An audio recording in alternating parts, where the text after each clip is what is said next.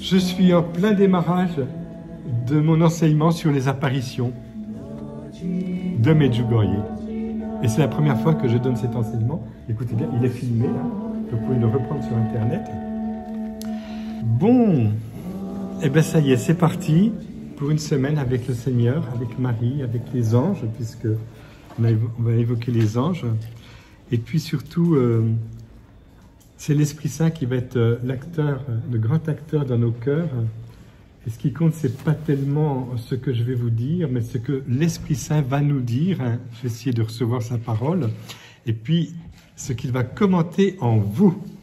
Alors, je vous dis tout de suite, si j'ose vous parler, c'est la première fois que je fais ça, hein, de cette réalité-là, c'est parce que l'Église travaille un projet, élabore un projet pour reconnaître les 8 premiers jours. D'accord ?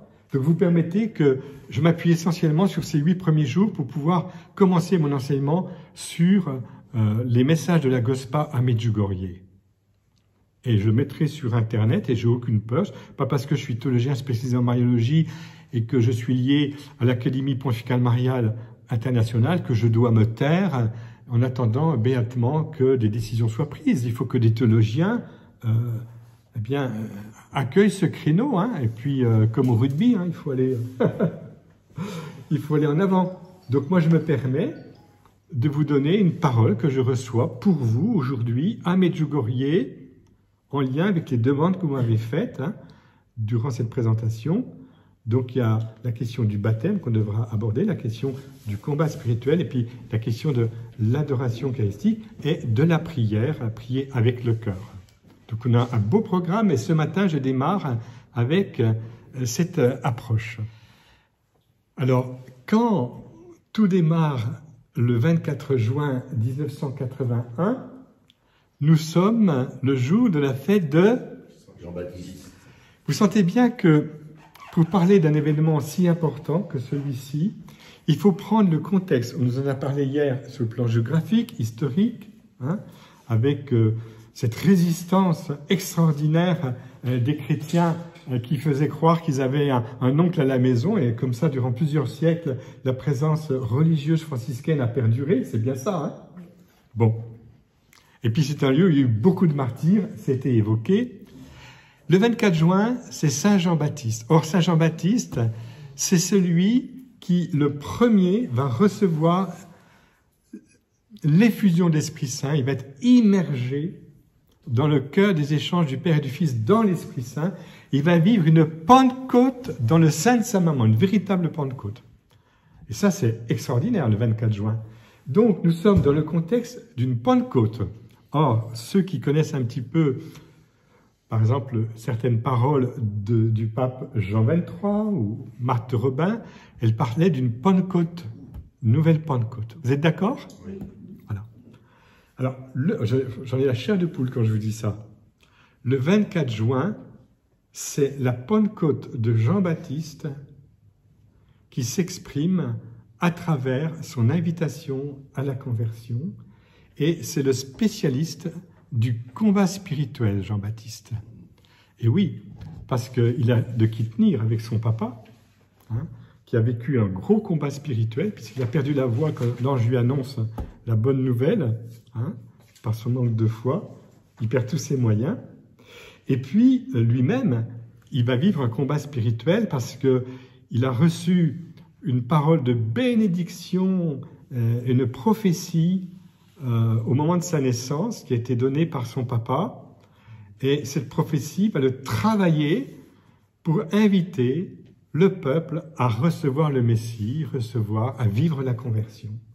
Donc le 24 juin, nous sommes dans un contexte d'appel à la conversion, de combat spirituel, et en même temps de Pentecôte à préparer pour un peuple nouveau, pour une épouse nouvelle qui doit accueillir son époux, qui est le Christ.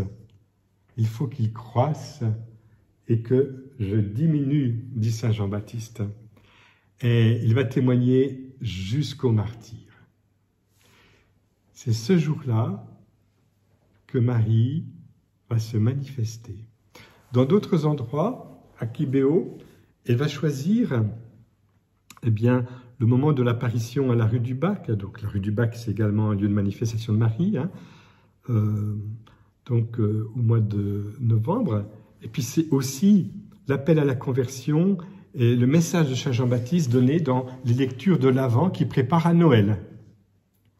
Donc Marie, elle avait le choix entre finalement, on va dire, le temps de l'Avent ou bien la fête du 24 juin. C'est pas mal quand même, hein? Vous avez situé déjà cette date-là, le 24 juin. Outre le fait que 40 ans après, il y a eu donc ces martyrs orthodoxes, hein, dont nous a parlé hier après-midi François. Ce jour-là, vers 18h, les enfants, Ivankovic, Mirjana Dracicevic, Vishka Ivankovic, Ivan Dracicevic, Ivan Ivankovic et Milka Pavlovic virent sur la colline, à l'endroit appelé Podbro, une jeune femme d'une beauté exceptionnelle portant un enfant dans ses bras. Tout à l'heure, quand on a prié « Je suis tout à toi, Marie Vierge Sainte », j'ai pris conscience que, c'était pas voulu de ma part, hein, mais que les 3 visions de Marie intérieure que nous portons dans ce chant, eh bien, c'est la vision de Notre-Dame de Lourdes, les mains croisées, la vision de la rue du Bac, et Marie qui porte un enfant, quelqu'un me l'a dit, je ne sais plus dans quel lieu d'apparition. Et en fait, ce n'est pas pour rien que Marie apparaît avec cet enfant, puisque cet enfant, eh bien, c'est bien sûr le Verbe incarné, mais c'est bien sûr le Verbe incarné prolongé dans toute l'Église qui est son corps. Et je vais revenir dans mon enseignement. Il est l'unique médiateur entre Dieu et les hommes, et il va s'adjoindre pour intercéder auprès du Père, eh bien, chaque membre de son corps mystique qu'est l'Église. Donc Marie présente un enfant, mais après on va bien découvrir que cet enfant, c'est le corps mystique total du Christ, et le corps mystique total du Christ, il est à l'écoute de ce que vit le monde, le Lumen Gentium, enfin, tous les textes de Vatican II, hein, et c'est toute l'humanité. Donc, dans cette apparition, il y a une jeune femme, 15 ans, 16 ans, pas plus, qui porte un enfant. Cet enfant, c'est le Verbe incarné, prolongé par l'Église, au service de toute l'humanité, au point qu'un des messages qu'on va recevoir, je donne par cœur de mémoire, je voudrais que le monde entier soit pour moi comme mon fils unique. C'est pas banal, ça, hein? Et vous remarquerez qu'à Medjugorje, quand il est question du combat spirituel avec les ennemis, hein, ceux qui nous font du mal, Marie va être d'une attention pour ne pas en rajouter. Si elle en rajoute, c'est pas sur ceux qui font du mal, mais c'est sur l'auteur du mal, Satan. Alors là, pas de problème, hein. Mais sinon, sur ceux qui sont manipulés par Satan, elle va avoir une parole un jour, je crois, mais en tout homme, il y a quelque chose de bon. Vous vous souvenez de ce message-là? J'ai essayé de le retrouver. Il est assez récent, d'ailleurs, hein. Donc, cette apparition du 24 juin, une beauté exceptionnelle. Un jour, Marie aurait eu cette expression pour une des voyantes en lui disant « Je suis belle parce que j'aime ». Et ne blaguons pas sur cette réponse. Ceux qui regardent de loin, Marie dit toujours des choses comme ça, tellement simples. Une simplicité. Quand vous allez vivre avec moi l'approfondissement de ces messages, je me dis, mais c'est pas possible. Il faut vraiment que le voile s'enlève de nos yeux et de nos oreilles pour voir et entendre vraiment ce que Dieu veut nous dire à travers ce message.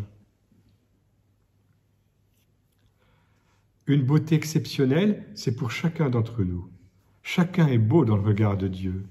Et quand on vit un combat spirituel, c'est là-dessus que porte le combat, c'est qu'on ne se voit plus beau devant Dieu.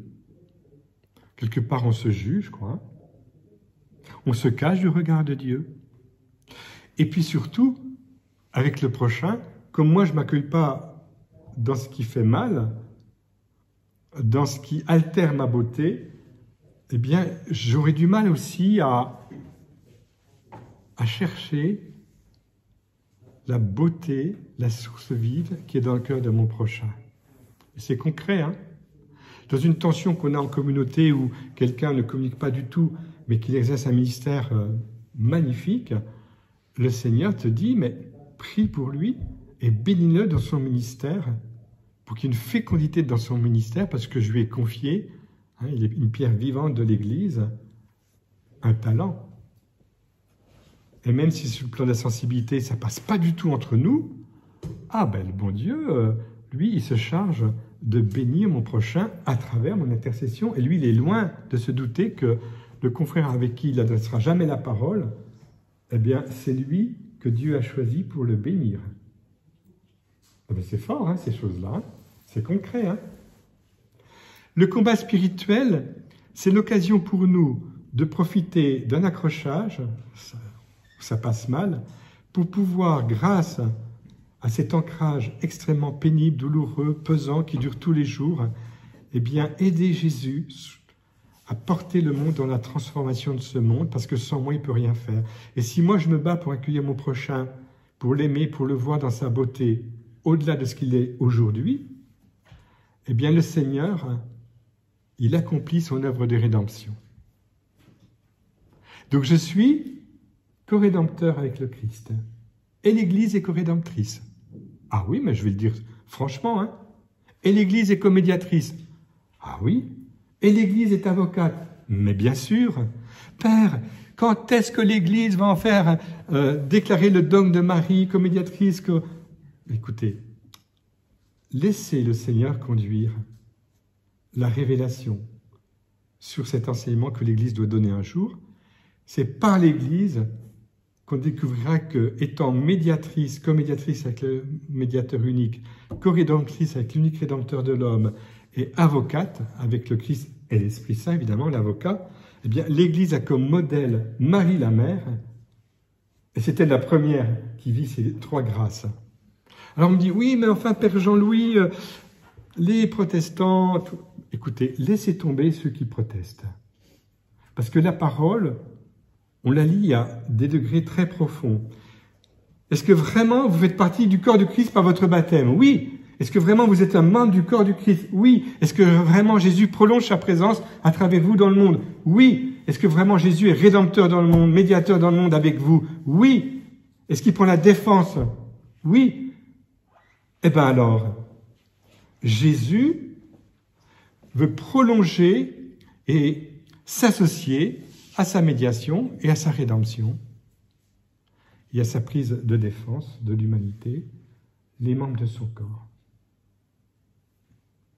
Et Marie, grâce à l'évolution que nous vivons ici à Medjugorje, va faire un bond immense, immense à l'Église dans cette ligne-là.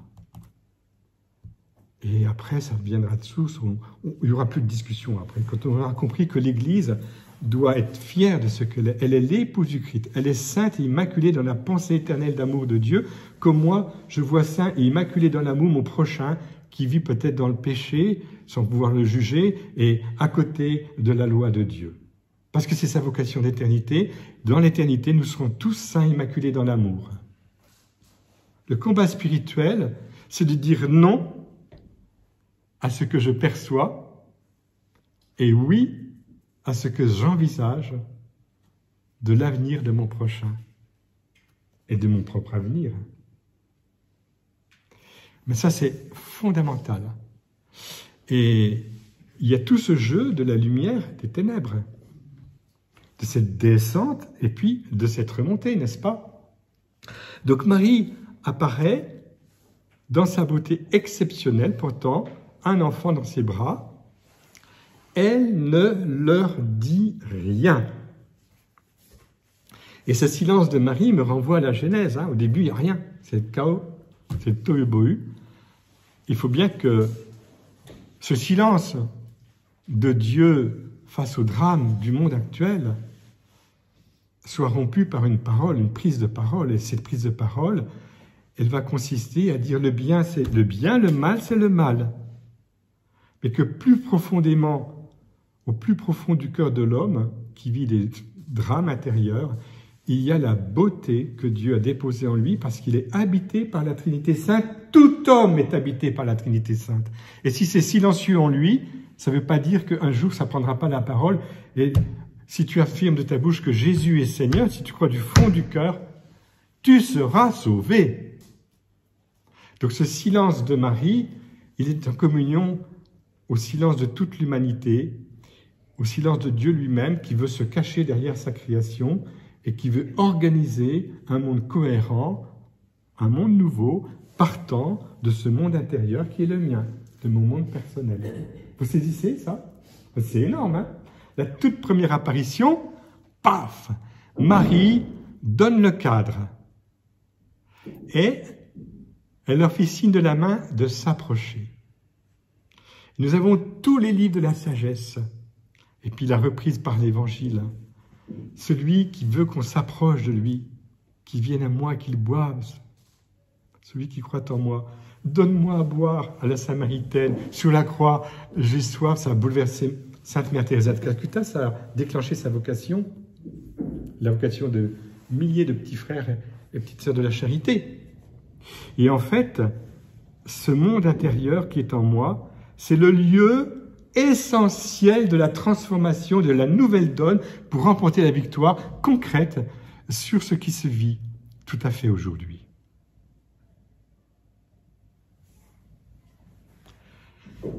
Elle ne leur dit rien, mais leur fit signe de la main de s'approcher. « Adam, où es-tu? Mais je me suis caché parce que j'ai eu peur. » Ça suffit, ce petit jeu de cache-cache. Dieu, lui, il se cache parce que c'est tellement beau, tellement grand ce qu'il veut nous proposer. Il faut qu'on désire rencontrer le Créateur. Là où est la création, c'est le Créateur ne l'a point quitté, dit Paul Claudel. Mais Dieu se cache pour se révéler. C'est toute l'ambiance et le climat culturel religieux de la Bible. Dans la Bible, ce qui n'est pas dit, c'est parfois l'essentiel. Ce qui est dit suppose qu'on attende une autre réalité qui ne peut pas se dire. Mais c'est fabuleux, hein? Et Marie, qui apparaît à Medjugorje, c'est une juive. Donc elle nous plonge dans le contexte juif. Jusque dans l'Apocalypse, hein, il y a un beau passage, il y a eu un grand silence. Grand silence. Mais elle leur fit signe de la main de s'approcher, ils n'osèrent pas. Et ça, c'est essentiel. Éloigne-toi de moi, Seigneur, car je suis un pauvre pécheur. Et puis tous les prophètes, Seigneur, mais je ne suis pas dit, mais t'inquiète pas. Voilà, avec un tison, un ange va te mettre sur la bouche un tison et tu vas prendre la parole. La crainte de Dieu, le frémissement devant Dieu. Mais c'est trop grand ce qui se passe, Seigneur, mais je ne peux pas. Non, non, non. Pas moi, d'autres. On n'ose pas. La crainte. Mais pas parce qu'on a peur du gendarme, mais parce que l'événement fait qu'on est décalé. Le petit Ignace, quand il tombe dans une mare, tout gamin, la Vierge lui apparaît pour lui tendre la main puis se sortir de la boue, sinon il allait se noyer. Mais il n'osait pas prendre la main de la Vierge parce qu'il était tout sale. La crainte.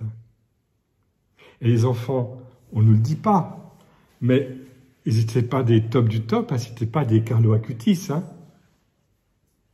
Pas du tout. C'était braves garçons et filles en cheminement comme vous et moi quand on avait leur âge. Ils n'osent pas, bien qu'ils pensèrent immédiatement qu'il s'agissait de la Sainte Vierge. En fait, ce qu'ils voient extérieurement, est une expérience sensible qui intérieurement est confirmée. C'est ça, c'est elle. Et c'est très important. Donc nous sommes le 24 juin.